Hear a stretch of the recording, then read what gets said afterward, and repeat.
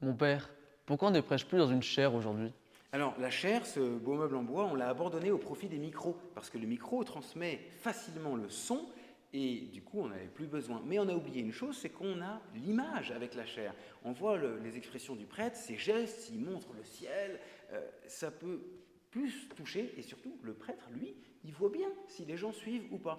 Quand tout le monde se met à piquer du nez parce qu'on s'endort, on voit que l'homélie n'est pas intéressante. Et on essaye de se rattraper, de prendre un exemple plus percutant pour ranimer l'attention. Et il me semble aussi que le son est là directionnel, ça vient de la personne qui parle. Alors avec les enceintes, eh bien, le son vient sur les côtés et donc à ce moment-là, eh bien, ça endort tranquillement, comme pour les enfants quand on leur raconte une histoire, s'ils ont que le son sans l'image, lentement, voilà, ils s'endorment.